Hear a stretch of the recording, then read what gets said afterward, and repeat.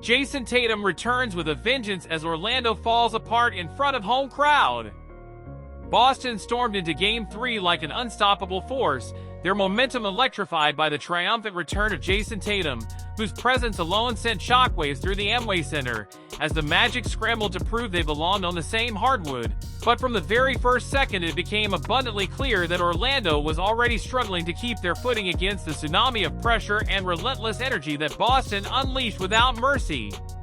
Tatum, having sat out Game 2 due to injury concerns, re-entered the battlefield with a ferocity that left no room for hesitation, playing not just to compete but to make a thunderous statement that resonated through the rafters, his every movement crackling with intensity, his laser-focused eyes announcing to the world that the Celtics' heart beat stronger and more defiantly with him leading the charge, and as the game tipped off, you could feel the sense of inevitability start to tighten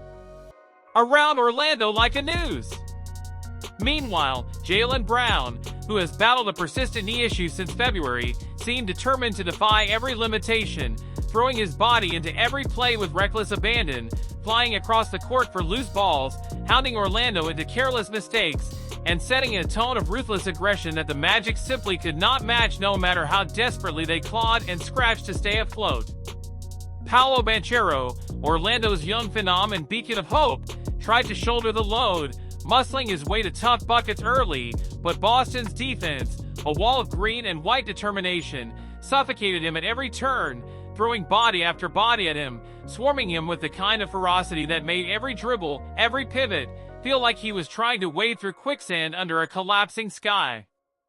Kristaps Porzingis, still bearing the scars from a brutal elbow that required 5 stitches in Game 2, took to the floor like a seasoned warrior, the bandages gone but the memory fresh, and when he scored on a beautiful interior pass, the explosion from Boston's bench wasn't just for the points but for the reaffirmation that this team, battered and bloodied, was still very much alive and absolutely unrelenting.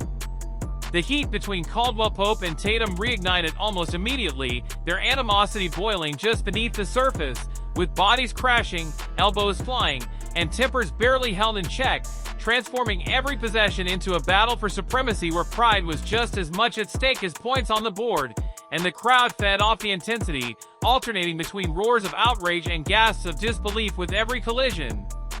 Orlando fought valiantly, Franz Wagner momentarily lighting a spark with a big three, but Boston's relentless wave kept crashing down, turnovers mounting, missed free throws haunting them like ghosts, and Corey Joseph, the veteran brought in to steady the ship, found himself adrift in the tidal wave of green that showed no signs of slowing.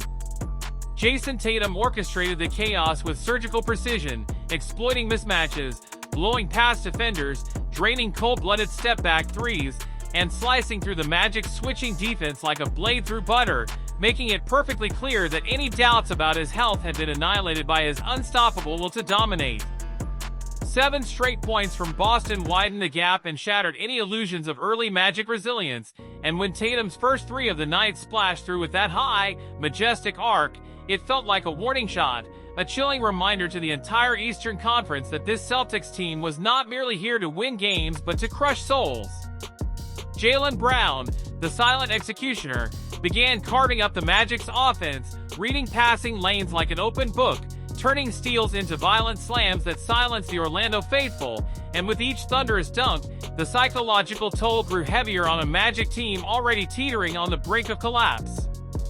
Orlando's offense, once hopeful, now sputtered and coughed under Boston's relentless defensive pressure, with every possession feeling heavier, every shot more desperate, and even when Wagner found a way to bank home a tough runner, you could see the exhaustion etched into his face, the fight draining from his body with each labored step. Boston's second unit, led by the irrepressible Peyton Pritchard and the steady Derek White, injected even more venom into the attack, maintaining the suffocating pressure, pushing the pace, swinging the ball with dizzying precision, and ensuring that the Magic never had a moment's respite to regroup or breathe. When Pritchard ripped the ball from Cole Anthony and sprinted coast to coast for a tough finish through contact, it was yet another gut punch, another crack in the already splintering facade of Orlando's defense, and it became clear to everyone watching that this game was no longer about if Boston would win, but by how much they would humiliate their opponent. Banchero, to his credit, continued fighting, drilling deep threes and forcing contact inside, but for every bucket he managed, Tatum responded with brutal efficiency, weaving through multiple defenders, euro-stepping around collapsing bodies, and finishing with a lethal combination of grace and brutality that left the Magic's defense bewildered and broken. By the end of the first quarter, Boston had seized full control, leading by 8 but feeling like they were up by 20, and the body language of Orlando told the true story: slumped shoulders, slow jogs, blank stares, while the Celtics, smelling blood in the water, prowled with the confidence of predators who knew the kill was imminent. The onslaught only intensified in the second quarter, as Boston's bench mob cranked up the pressure even higher, trapping ball handlers, blitzing pick-and-rolls, and forcing hurried, panic turnovers from a Magic team that looked more and more like prey with every passing minute. Anthony Black's turnover under relentless pressure perfectly captured the Magic's unraveling, as did Jamal Mosley's frantic sideline pleas that seemed to fall on deaf ears, and as Jason Tatum continued to dismantle defenders, posting up smaller guards, powering through switches, and raining step-back jumpers, the outcome began to feel inevitable. Even the referees, to the frustration of the Orlando faithful, seemed to favor Boston as the free throw disparity widened, but the truth was simpler. The Celtics attacked the rim with ruthless purpose, while Orlando settled for desperate jumpers and prayed for miracles that never came. Porzingis, despite early free throw struggles, reasserted his dominance in the paint, blocking shots, deterring drives, and on one sequence throwing down a powerful dunk that felt less like 2 points and more like an emphatic exclamation mark on Boston's growing dominance. Tatum's next three-pointer, a high-arcing beauty over a helpless contest, pushed the Celtics' lead into double digits, and when Banchero clanked a crucial free throw moments later, you could hear the collective groan from Orlando's fans, a sound of resignation more than outrage.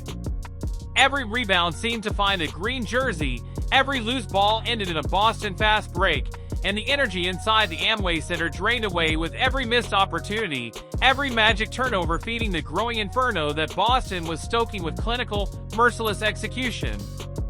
By halftime, Orlando wasn't just trailing, they were staggering, broken under the weight of Boston's relentless onslaught, and as the Celtics walked off the court, they did so with the swagger of a team that knows destiny is within their grasp, that a championship window isn't opening, it's wide open and waiting for them to seize it. As the teams headed into the locker rooms, one truth hung over the arena like a heavy fog: unless Orlando could conjure a miracle of epic proportions, Boston was about to run them off their own floor and remind the entire NBA exactly why they are the team no one wants to face when everything is on the line. And judging by the first half, the Celtics had no plans to show mercy. What do you think? Is Jason Tatum delivering his ultimate redemption arc this postseason? Drop your thoughts below, hammer that like button, and subscribe for more savage playoff breakdowns and brutal NBA truths.